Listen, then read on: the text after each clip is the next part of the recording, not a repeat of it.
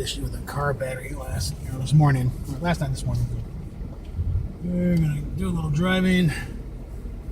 Make sure this thing stays charged up. Let's put the phone in this. So, Doctor Who last night.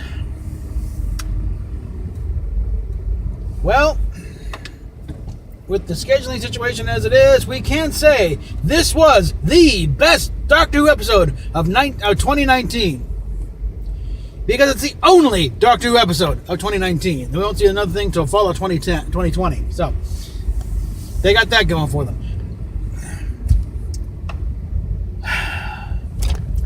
Another case of this episode should have been at least a two-parter.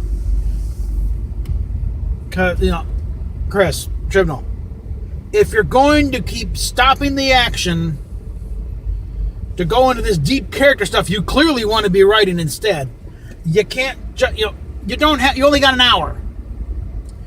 And you got a story, the plot line itself requires about an hour, okay? And you're breaking up with a lot of character stuff that has nothing to do with this lone Dalek trying to, slaughter many people as possible and head back to Skaro and bring the rest of the fleet. So, yeah.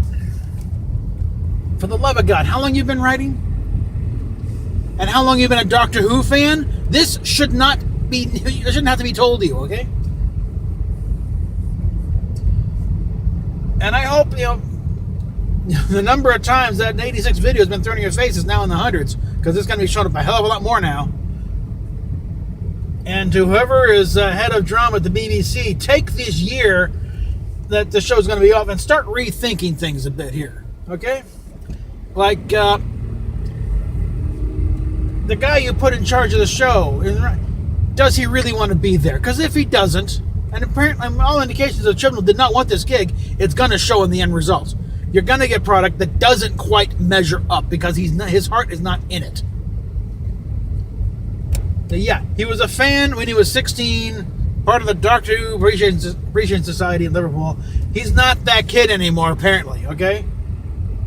On the BBC Writers YouTube video, and thing about what he's most proud of, I think he cited Broadchurch, and it's like, no Doctor Who. Nothing, no Torchwood even. It's like, no. He's into the character building stuff. And yeah, he's good at it. But Doctor Who is not that show. At least not certainly in the one and done episode era. If you got multi-parts thing, yeah, you can do all kinds of stuff. You can break it up because you're spreading the story out over like 2 or 3 hours sometimes. Especially in the old days. But when you got 1 hour and you're bound and determined you're not doing multi-part episodes, guess what? You just cut yourself in the knees as far as development goes. Either you're going to do an episode of nothing but character stuff, or you're going to do nothing or do the action stuff. You can't, break it in between there, okay? Because you're going to be giving somebody short change.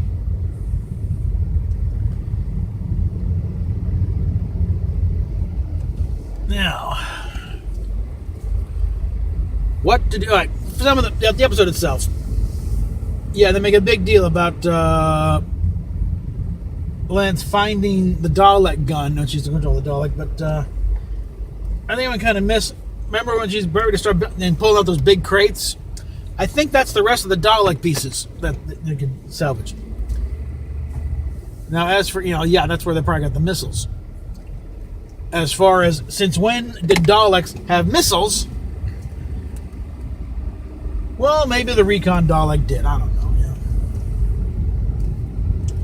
At the very least, there's a new Dalek toy when the next wave of toys come out from whatever that company is that does them. So you got you got all the variants there. It's your steampunk Dalek.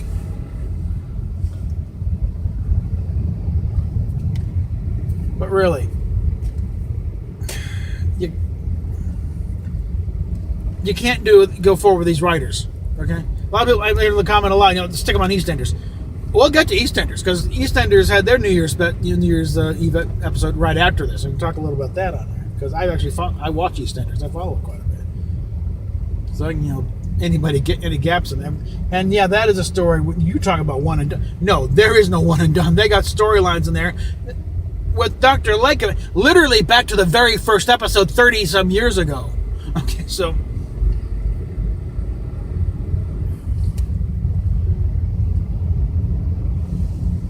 So I'm not sure these writers would do good on EastEnders either, or Coronation Street, because they got stuff literally going back, 30 some years. EastEnders probably even further.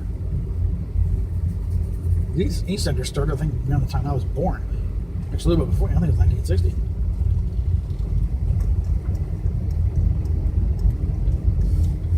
By the time I was born, this show was already in its 4th or 5th year.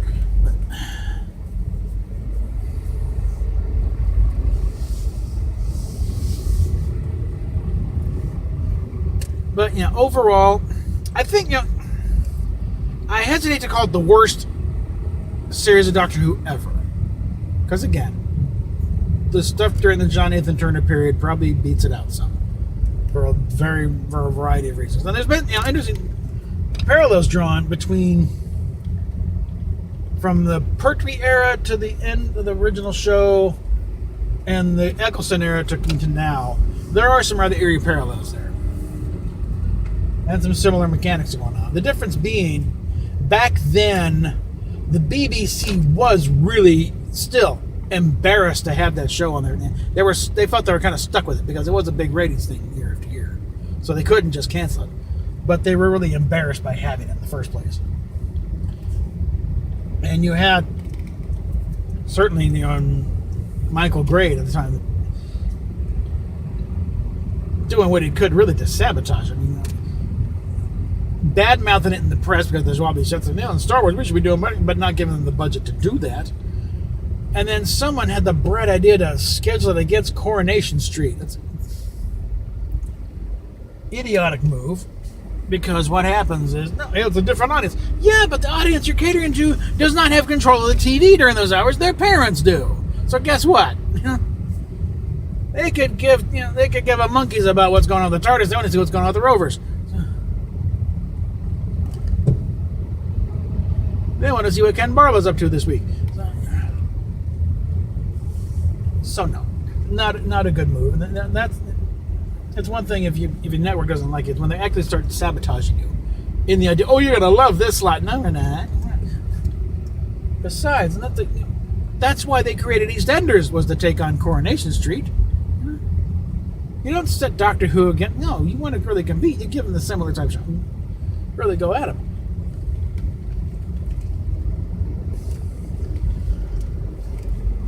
But yeah, I'd say the biggest crime the Doctor Who committed this year was it was just sort of mediocre, and there was laziness exhibited in all kinds of things, and also probably some unwise candidness on the part of Chris Chibnall.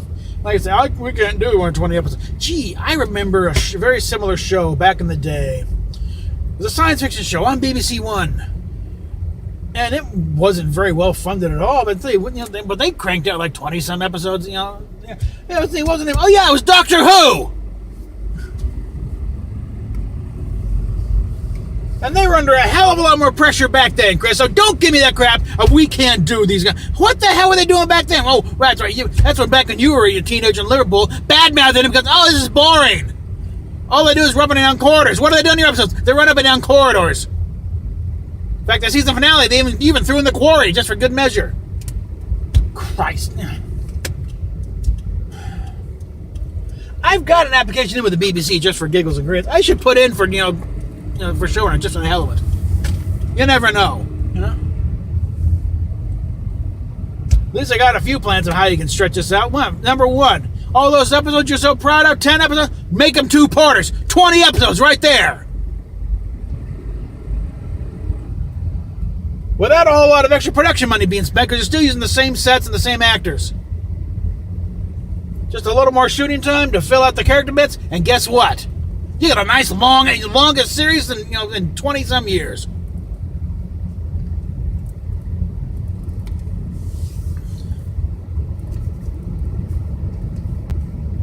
And bringing new writers is fine. So long as you got some of the old guard to point out what is what and how things are done on this. Every show has got a style.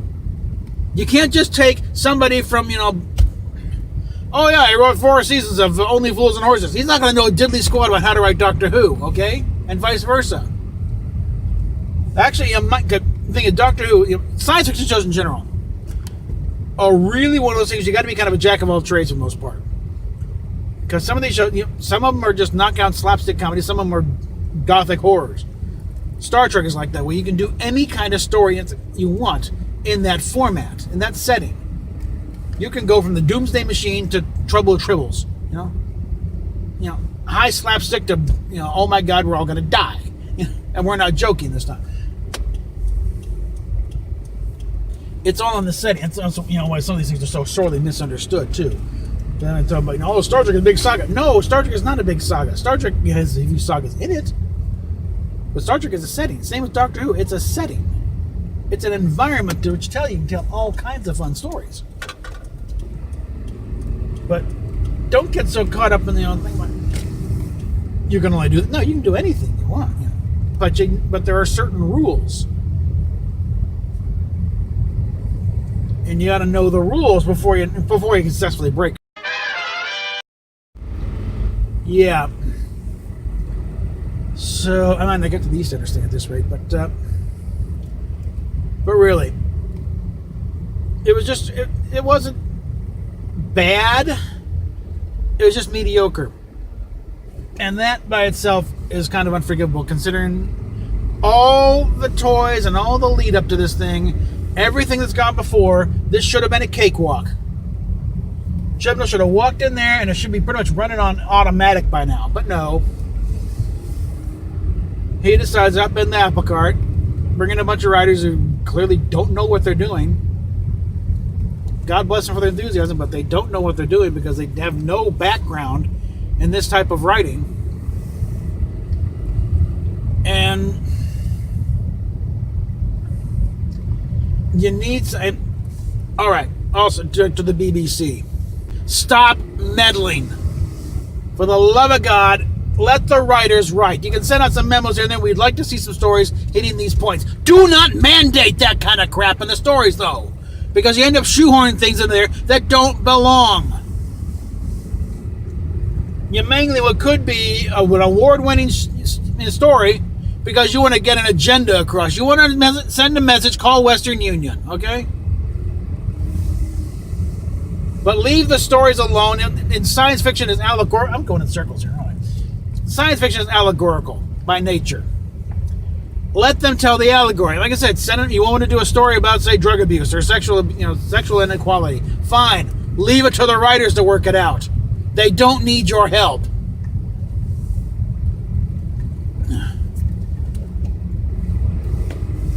That's why you got people like Neil Gaiman, who has delivered a couple of the best Doctor Who episodes in the entire run, going back to the 60s. He won't touch Doctor Who with a 10-foot pole because of you idiots.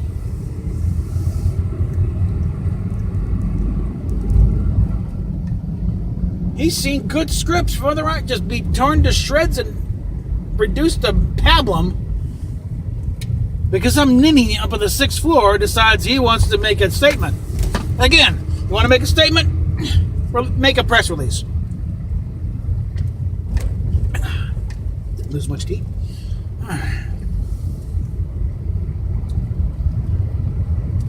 Now, more to the point of Jodie Whittaker trying to act tough. I don't know if it's working too well. I mean, even when those few moments when she did try and pull it on, Jodie's too nice a person. She doesn't have it in her to be a badass. As an aggrieved mother of a dead child, yeah, I buy it. She can do the tearful thing of I want to avenge my baby all I want. As the protector of Earth, it's like, no. Jodie Whittaker acting tough doesn't work. I'm sorry, Jodie. You just too nice a person. And especially when you undercut it with, after trying to deliver the tough line, turning around to your friends back there and saying, did I do that right? The Doctor should never be that unsure of herself, okay? She's a freaking Time Lord, for God's sake. She has stared down death and the end of the universe itself. One lone makeshift Dalek should not be making her this freaking nervous, okay? So, yeah. If determined to stick around with the female Doctor, because they've got a lot of it invested in this at this point, And if she's determined to leave when Chris Chibnall leaves next year, call Helen Mirren. Even if it's one season, it'll be a phenomenal season because she won't put up with the crap. Okay, she'll insist on good scripts. But also take the year, find a showrunner who is willing to, who has a vision for this thing. Okay?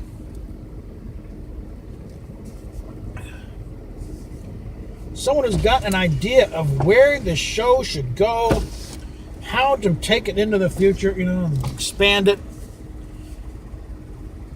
I wonder if they're charging.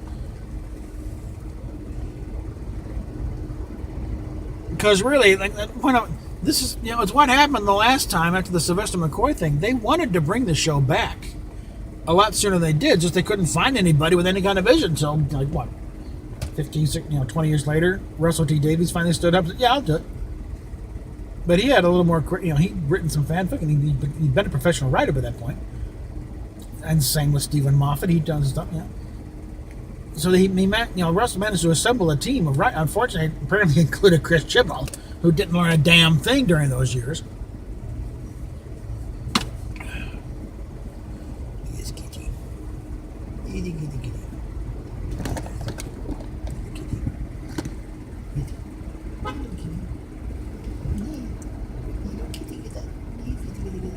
Okay. But really, just head of the beam. Listen up. You got a year to fix this thing, or expect another bunch of I suspect the complaint line has already started to fill up a bit. Of folks saying, "What the hell have you people done with Doctor Who?" Because just look at Rotten Tomatoes, and it's the critics love it. The audience hates it. It's got like a 95% Rotten Tomatoes thing critic-wise. The audience is around 24% last time it was checked. That is not good. I mean, it was shaky enough under the Moffat years, and I'm guessing that's when these little edicts started coming in, screwing up with the stories. That's why Moffat wanted out. Tired of being interfered with on a regular basis. No writer likes to be told by some ninny who's not a writer how to write. So here's an idea. Stop telling them how to write.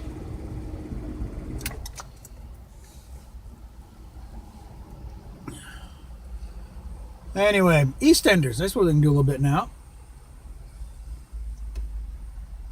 Mel is very devious. Don't cross her.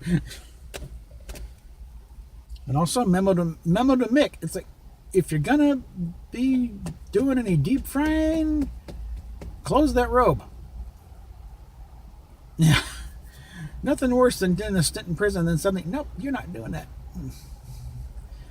And the old thing of, why you should never fry bacon, naked, is also why you should never be on a deep fire with your little soldier exposed.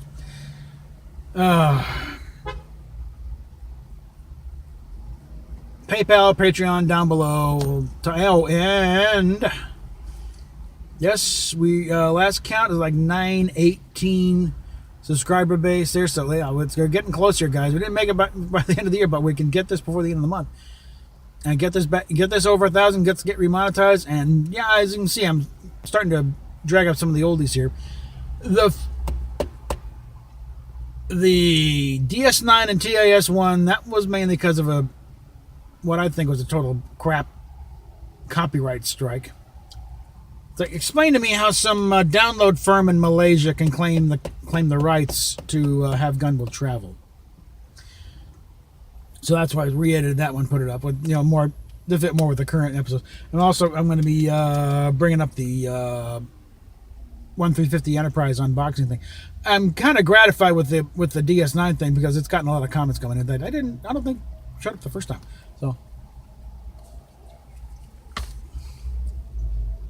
So I'll be dragging a few oldies there that can probably use a fresh look. And like I said, PayPal, Patreon, other ones down below, and we'll catch you later. Thing about the EastEnders bit, see.